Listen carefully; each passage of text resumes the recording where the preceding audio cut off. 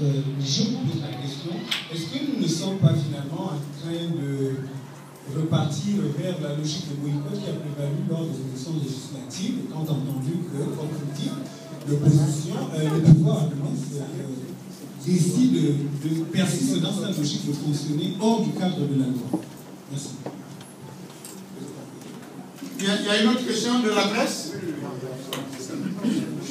Rassurez-vous, Monsieur le Président, vous allez en avoir une quinzaine de questions, ce n'est que le début. Je peux vous l'assurer. J'aimerais quand même faire un petit commentaire sur ce que disait Monsieur le Président tout à l'heure, qui est un ancien confrère, autant que je le sache. Et si l'aventure politique tourne en ordre de boudin, vous pouvez toujours rejoindre les salles de rédaction. Et là, nous allons nous regarder avec les drôles de yeux. Là, ce n'est pas le plus important. C'est comme vous dites que nous vous considérons comme des restitués, je ne pense pas nécessairement que vous allez sortir.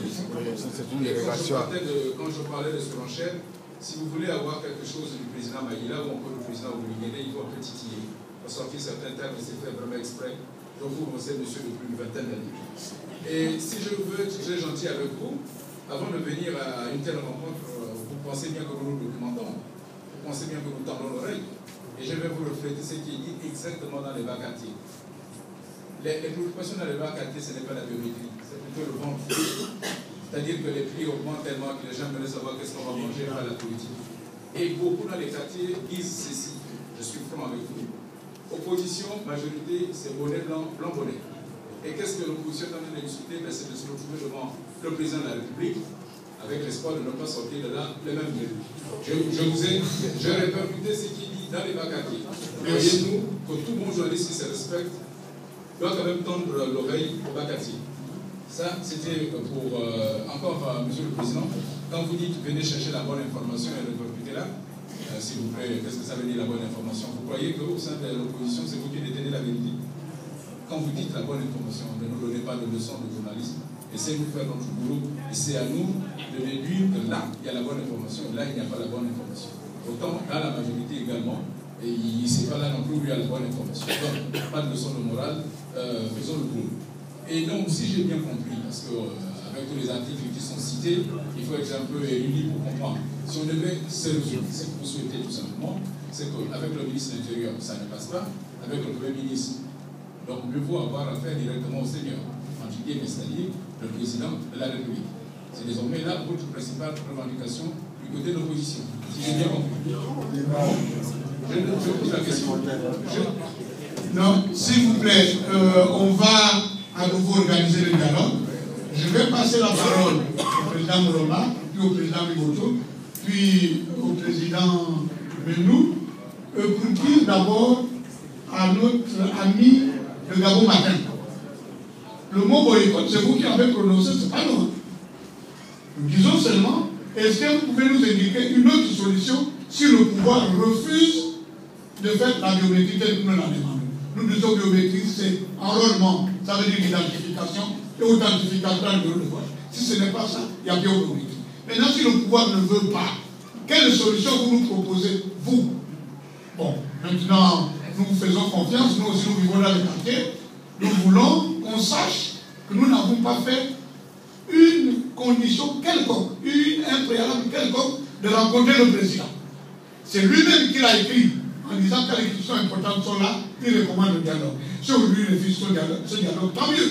Si demain matin, le ministre de l'Intérieur met la commission pour la protection des données à caractère personnel en place, si le ministre de l'Intérieur nous définit la biométrie comme étant l'identification et l'authentification, je vous jure, nous n'avons pas eu d'autre revendication. Soyons respectés de part et d'autre. Il n'y a pas ici, je pense, des gens qui aimeraient voir le président pour qu'il donne quelque chose. Et pour votre information, le président qui est là ne donne rien. Donc ceux qui espèrent aller là-bas pour ça, ils seront le premier dessus. Merci beaucoup. Je passe la parole au S'il vous plaît, pour la clarté des débats, une question, une réponse. Sinon, on répond à plusieurs questions en même temps et on ne sait plus à qui on s'adresse. La parole est donnée au président Global, puis au président Migoto. Je vous remercie.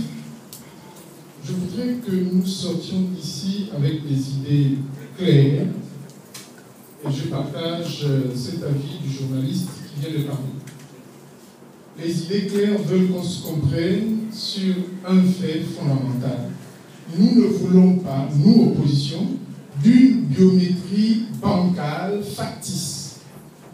Nous voulons d'une biométrie qui permette de garantir des lendemains électoraux apaisés. Pour dire que le cahier de charges dans la situation actuelle a été déjà fait. La société Gemalto a été choisie pour répondre aux exigences du cahier de charges, pas d'autre chose. Lorsqu'on nous appelle, nous opposition, pour faire, lisez bien la lettre, les spécifications, on discuterait des spécifications, c'est-à-dire, je vous donne une idée du mot spécification en informatique, nous parlons d'enrôlement. Lorsque quelqu'un s'inscrit maintenant, et il s'inscrit par volonté de tricherie, dans 2 heures, dans une autre localité, laquelle des inscriptions on retiendrait? Est-ce la première? Est-ce la dernière? Voici les spécifications. Mais les spécifications auxquelles on fait allusion ne restent que dans le cadre défini par le cahier des charges. Pas en dehors. Or, le cahier des charges est tronqué. Le cahier des charges ne parle pas d'authentification. Le cahier des charges ne parle que de l'identification.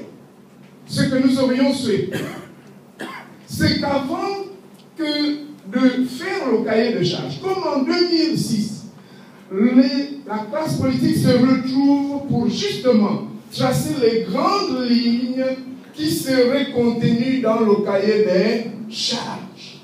Et c'est sur la base de ces grandes lignes que l'opérateur viendrait.